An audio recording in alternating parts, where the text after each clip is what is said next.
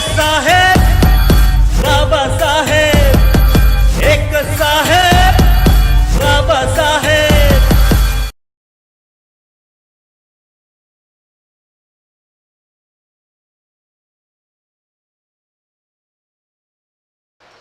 Science definitely changed our lifestyle, but did that really make us happy? In micro level, we find there are constant discontentment leads to depression, increase in crimes, obesity, teen suicide, gang violence, neglect of aged parents and adult, terrorism, revolutionary activities of various groups are disturbing the peace and tranquility of a common man's life. In macro level, there are unending border skirmishes between the countries. Scientific inventions have already been misused in producing weapons of mass destruction. We are under the threatening cloud of another world war. The third world war likely to destroy the entire human civilization because our arsenal are now stacked with nuclear weapons. Here a subtle question comes to our mind that who are responsible for war? It is the human beings. More precisely, it is the human mind. In Buddhist logic, it is chitta. There are two types of chitta as per the Buddhist teaching. One is kusala chitta and another is akusala chitta. Wholesome mind and the unwholesome mind. The chitta of second kind, full of greed, hatred, cruelty, is the cause of all sufferings. That is why the motto of UNESCO rightly states, since war began in the minds of men, it is in the minds of men that defenses of peace must be constructed. To talk about human mind, it follows the pleasure principles. Our pleasure-seeking senses are constantly coming in contact with numerous things of sensual pleasure. These in turn polluting our minds and creating cravings, trishna, for more, like flow of unending current of a river.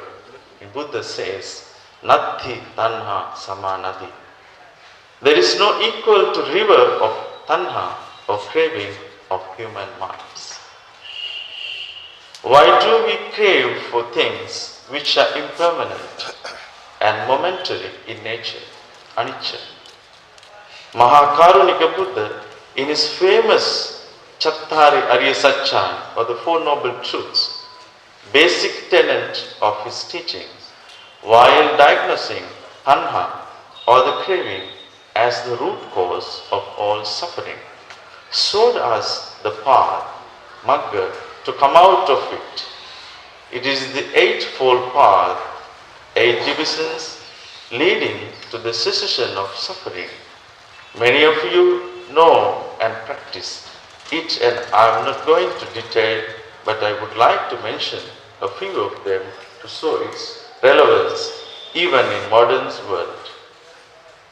For instance, Sammaditthi, or the right view, is the beginning of the realization of things which create cravings, the things impermanent in nature, in the long run leading to unenlightened existence. This will give us insight and wisdom to maintain the correct view or the right view clearly.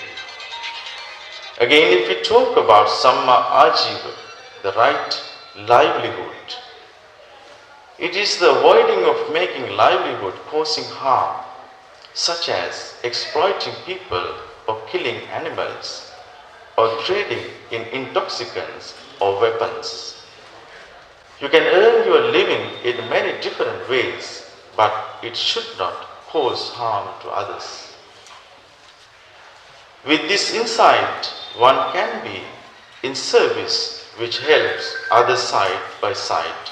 One can refrain from joining any industry which, say, for instance, manufactures weapons of mass destruction. The basic teaching of Buddha have nothing to do with globalization, advancement of science, etc.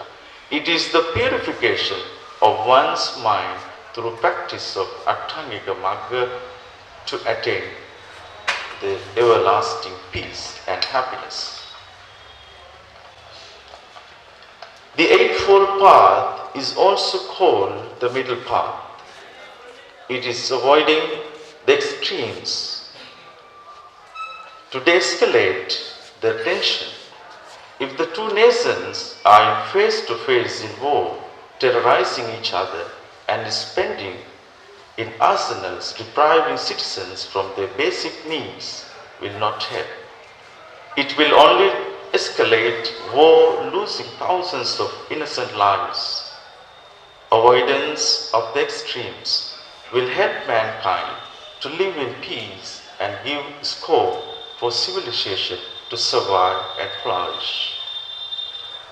In Dhammapada, we find the most fitting admonition for war like tendency and hatred of man. Nahi verena verani sammanti kudachana, averena cha sammanti esa dhammo sanantana. Hatred is never appeased through hatred in this world. It is appeased only by loving kindness. Globalization, in a way, is a concept of modern development.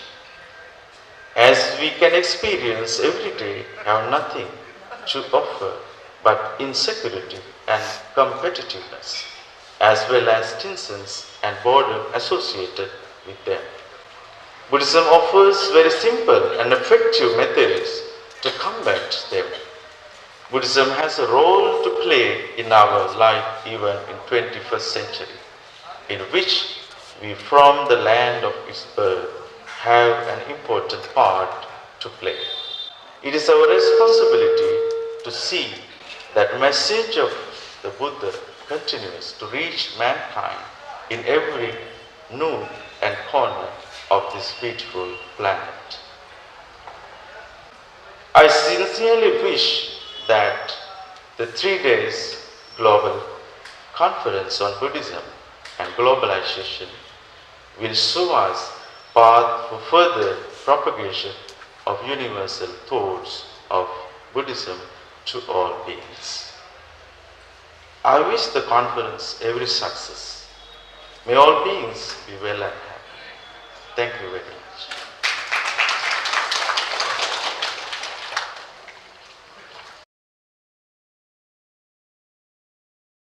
एक साहेब